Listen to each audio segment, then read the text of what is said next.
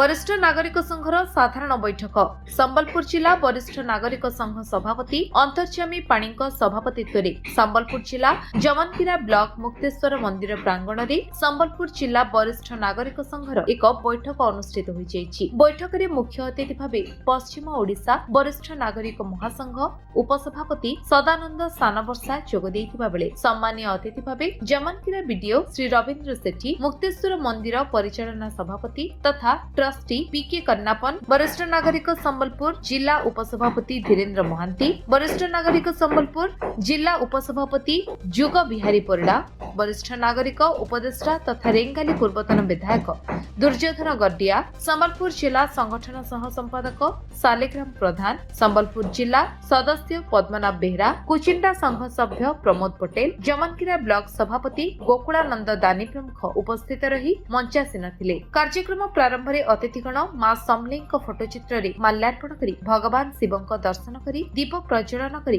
कार्यक्रम आरंभ करथिले। अनुष्ठित बैठक में संबलपुर जिल्लार विभिन्न ब्लॉक एवं पंचायतरू वरिष्ठ नागरिक माने उपस्थित थिले। कार्यक्रम में 100 वर्षर ऊर्ध्व वर्ष होइथिबा वरिष्ठ नागरिक लंगा बहाल ग्रामर भिकारी चरण चौधरी 102 वर्ष एवं इंद्रमणि नायक 103 वर्ष प्रतिनिधि भावे जगन्नाथ नायक को फुलमाल एवं उपढोकन दे सम्मानित करा जायथिला। जमनकीरा वीडियो बैठक में वरिष्ठ नागरिक सरकार पक्षरु थिबा विभिन्न योजना एवं सेवा संबंध में जणाइथिले। प्रशासनिक 100 वर्षर ऊर्ध्व वरिष्ठ नागरिक माननकु प्रशासन सम्मानित करबा सहित वरिष्ठ नागरिकों एक तालिका प्रस्तुत पई जिला सभापति प्रस्ताव देइथिले। प्रत्येक पंचायत रे वरिष्ठ नागरिक संघर एक गृह निर्माण सहित जमनकीरा ठारे अधा पंतरिया भाबे थिबा संघ गृह निर्माण पई जमनकीरा सभापति गोकुलानंद दानी दाबी करबा सहित एही प्रस्ताव गृहीत करा जाउ बोली कहिथिले। जमनकीरा स्टेट बैंक रे बारंबार प्रस्ताव दिया जाउथबा परे मध्य वरिष्ठ नागरिकों को असम्मान सहित तांको पई स्वतंत्र व्यवस्था करा जाउ नाही। एनुकरी विभिन्न बैंक रे वरिष्ठ नागरिकों पई स्वतंत्र व्यवस्था सहित तांको सठिक सम्मान दिया जाउ बोली आईनजीवी सरोज पटनायक प्रस्ताव देइथिले। सेहिपरि विभिन्न कार्यक्रम तथा सरकारी एवं बेसरकारी कार्यालय रे वरिष्ठ नागरिकों को असम्मान देउथबारु ताको ठीक करा जाउ बोली प्रस्तावित होईछि। सेहिपरि संगठन को मजबूत सहित अति प्रति ध्यान दे